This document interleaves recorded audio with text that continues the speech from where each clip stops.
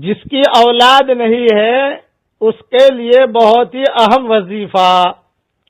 اب سنیے، لوگ بہت شکایت کرتے ہیں کہ مولوی صاحب 8 سال ہو گئے کوئی اولاد نہیں ہے، 15 سال ہو گئے کوئی اولاد نہیں ہے. بھئی اولاد یہ بھی ایک اللہ کی نعمت ہے. اللہ جسے چاہتا ہے دیتا ہے. کسی کو لڑکے دیتا ہے، کسی کو لڑکیاں دیتا ہے، کسی کو لڑکے اور لڑکیاں دونوں دیتا ہے، کسی کو کچھ نہیں دیتا. یہ قرآن شریف میں اس کے تذکرے موجود ہیں اور میں بارہا بیان کر چکا ہوں. لیکن ایک وظیفہ جو سلف صالحین نے بیان کیا ہے، اور میں نے میری کتاب بکھرے موتی جلد 3 صفحہ نمبر تو مجھے یاد نہیں لکھا ہے میں نے، وہاں دیکھ لیا جائے. وہ وظیفہ اگر کر لیا جائے تو اللہ کی ذات سے امید ہے کہ نیک صالح اولاد ملے گی. اور کئی لوگوں کو الحمدللہ مل بھی گئی کہ اللہ کا شکر ہے.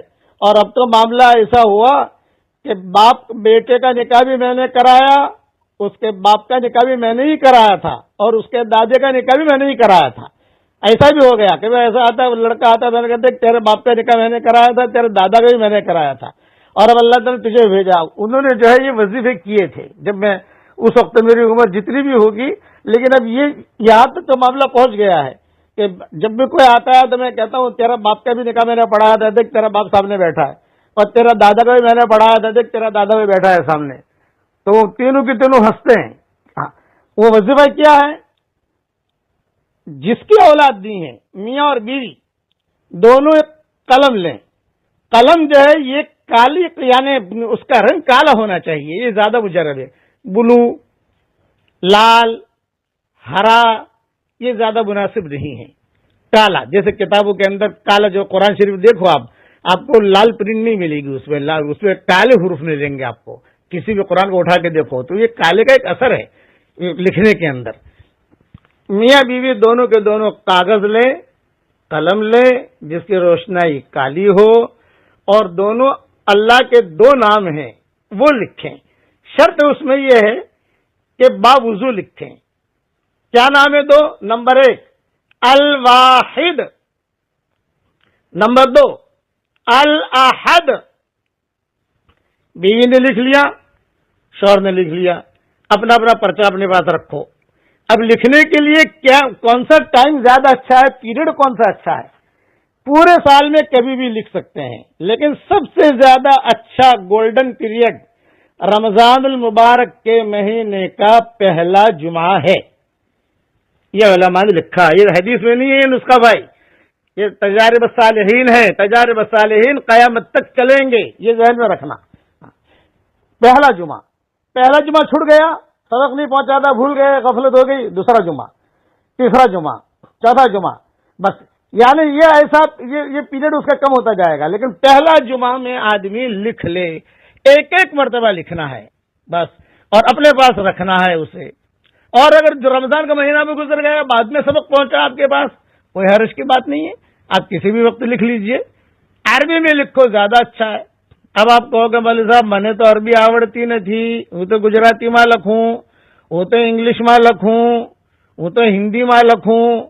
تو یہ سارے چکڑے چھوڑو، آپ جو ہے اردو سیکھ لیجئے اتنی. اور اگر بہت مجبوری ہے نہیں لکھ سکتے تو ایک کام کیجئے، آپ کی کوئی سہیلی ہو وہ آپ کو قلم پکڑوا کر وہ لکھوا دے.